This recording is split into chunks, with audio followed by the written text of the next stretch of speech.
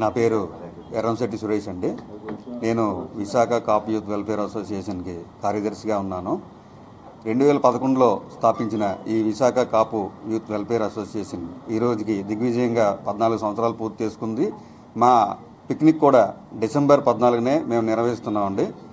పరోక్షంగా ఒక 10, ప్రత్యక్షంగా ఒక 6 పిక్నిక్లు మేము చేసామండి. ప్రతి పిక్నిక్ కూడా చాలా హైలైట్గా అన్ని సాంస్కృతిక కార్యక్రమాలతో ప్రతిసారి కూడా దినదిన ప్రవర్ధమానంగా ఒకసారి ఒక సంవత్సరం ఒక 1000 మంది వస్తే రెండో సంవత్సరం 2000, 3000, 6000 అలాగా ఇప్పుడు 10,000 వరకు జనం పెరిగారండి. బాగానే కాపులందరూ అర్థం చేసుకుంటూ ఒక దగ్గరకు వచ్చి సంయమనంతో అక్కడ మా యొక్క పిక్నిక్ని ప్రతిసారి విజయవంతం చేస్తున్నారు.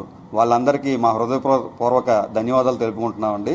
మాకు ముందుండి ప్రతిసారి కూడా ప్రత్యక్షంగా పరోక్షంగా అన్ని విధాలుగా సహకరించి మాకు ఎప్పుడు కూడా తమ్ముడు మీతో నేనుంటాను, మీరు ముందుకు వెళ్ళండి అని చెప్పేసి మా గంటల శ్రీనిబాబు గారికి ప్రత్యేక కృతజ్ఞతలు తెలుపుకుంటున్నామండి.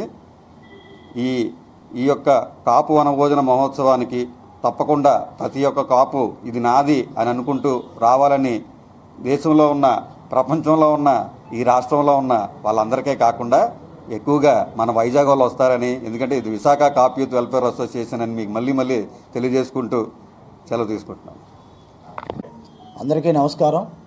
విశాఖ కాపు యూత్ వెల్ఫేర్ అసోసియేషన్ ఆధ్వర్యంలో మరి డిసెంబర్ 14న కాపుల వనభోజన మహోత్సవ కార్యక్రమం నిర్వహించడానికి ఈరోజు డాబా gardens Vizag journalist forum press క్లబ్లో ఈ పాత్రికేయుల సమావేశం ఏర్పాటు చేయడం జరిగింది.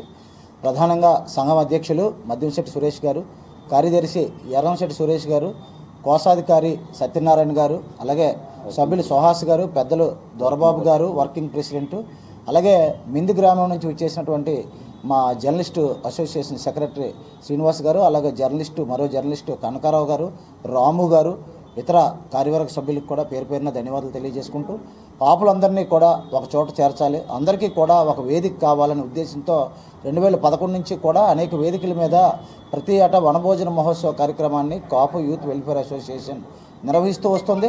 రాజకీయ పార్టీలకు సంబంధం లేకుండా కాపులందరినీ ఒక చోట చేర్చి అందరినీ కలపాలన్నదే ఈ సంఘం ప్రధాన ఉద్దేశం.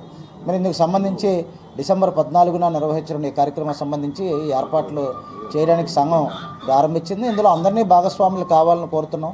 కొంతమందిని ప్రత్యక్షంగా పరోక్షంగా అందరినీ కూడా ఇన్వైట్ చేయడం జరుగుతుంది. ఎవరికైనా సరే నాకు ఇన్విటేషన్ అందలేదు, లేకపోతే నన్ను పిలవలేదని భావించకుండా ఇది మన కార్యక్రమం కాబట్టి కాపు సోదరులు, వారి కుటుంబ సభ్యులు ఎక్కడున్నా ఈ కార్యక్రమాన్ని జయప్రదం చేయాలి, ఇదే ఇన్విటేషన్గా భావించాలి. అలాగే మరి గతంలో మన పెద్దలు కూడా నిర్వహించిన సమావేశాలను స్ఫూర్తిదాయకంగా తీసుకొని ఎక్కడున్నా సరే ఇదిలో లాభాపేక్ష లేకుండా అందరం కూడా కలిసి ఉండాలి. అందరూ కూడా ఒకరి మనసులో భావాలు ఒకరు పంచుకోవాలి.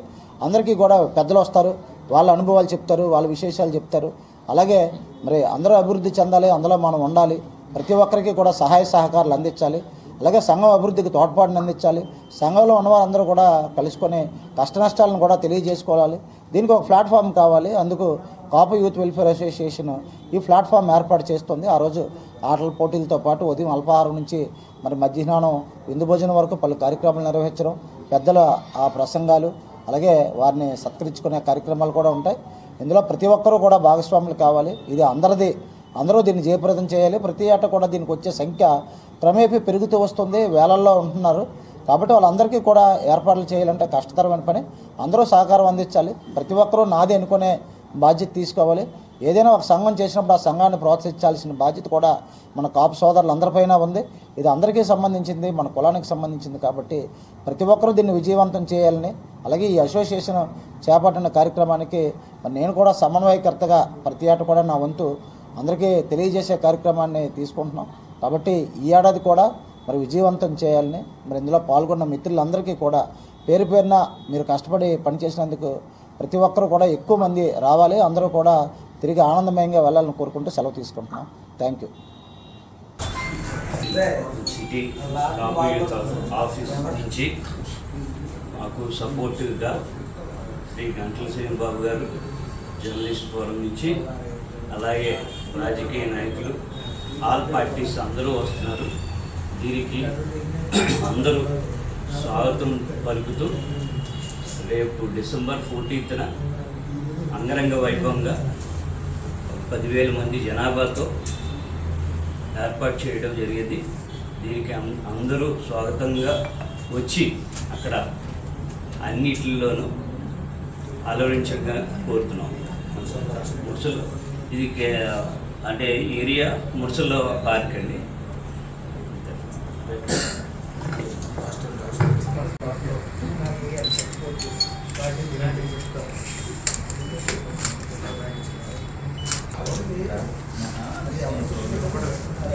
ఈ వీడియో మీకు నచ్చుతుందని ఆశిస్తూ ఈ వీడియోకి ఒక లైక్ చేయండి, షేర్ చేయండి, మా ఛానల్ని సబ్స్క్రైబ్ చేసి పక్కనే ఉన్న బెల్ ఐకాన్ని ప్రెస్ చేయండి.